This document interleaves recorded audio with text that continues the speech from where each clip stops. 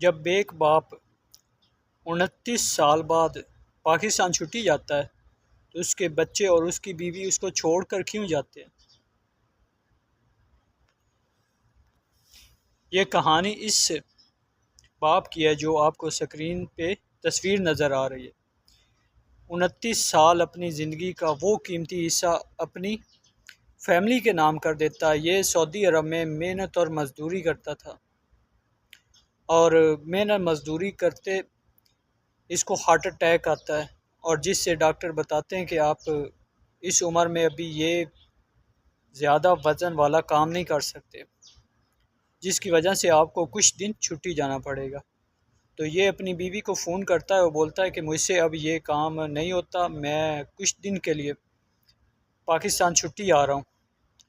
तो जब उसकी बीवी ने ये सुना और आगे से कोई रिस्पांस नहीं दिया तो ये छुट्टी लगवाता है और चला जाता है पाकिस्तान।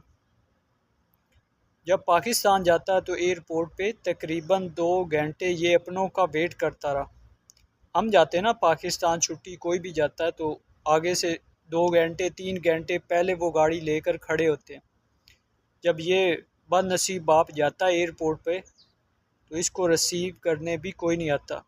तो फिर ये गाड़ी पकड़ता है और फिर जाता है अपने घर और आगे जाता है तो क्या देखता है, इसके घर को ताला लगा होता है। जो बाप 29 साल अपने ज़िंदगी का हिस्सा अपनी बीवी और बच्चों के नाम कर देता है, इधर मेहनत करता है, मज़दूरी करता है, उन लोगों की बातें सुनता है जो वो सब कुछ बर्दाश्त करता है इन लोगों की खातिर, और वही अगर लोग आपकी इज़्ज़त नहीं करते, रिस्पेक्ट नहीं करते तो उस बाप के दिल पे क्या गुज़रती है। मैं लानत भेजता हूँ ऐसी औलाद पे और ऐसी बीवी पे जिस वक्त बाप का जो साथ छोड़ जाते हैं, जिस वक्त उनको ज़रूरत होती है हम जैसे बेटों की, जब बाप की कोई कदर नहीं करता। इतने साल अगर वो गुजार देता है परदेश में तो उन बेटों को चाहिए कि उसकी इज़्ज़त करते, उनको घर में बिठाते, उसको वो इज़्ज़त शोहरत और वो जो मकाम एक बाप को चाहिए वो दें और उसको दुनिया का वो सुकून दे जो वो जिसका हकदार है। लेकिन आजकल की जो जनरेशन है वो अपने माँ बाप को बस बाप को ये समझती है कि ये मशीन है और ये पैसे हमें भेज रहा है, और जब वो छोड़ जाते हैं तो लानत भेजते हैं हम ऐसे औलाद पे, ऐसी बीवी पे जिस वक्त उसको सहारा चाहिए था उस वक्त उनका कोई ना बन सका।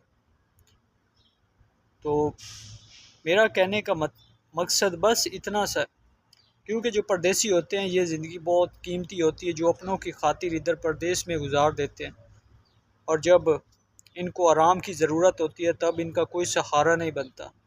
जो भी ये जमा पूंजी होती है सब अपनों पे लगा देते हैं क्योंकि वो किसी के आगे हाथ ना फैलाएं। अगर वही उनको जलील कर दें तो उनके दिल पे क्या बीतती है।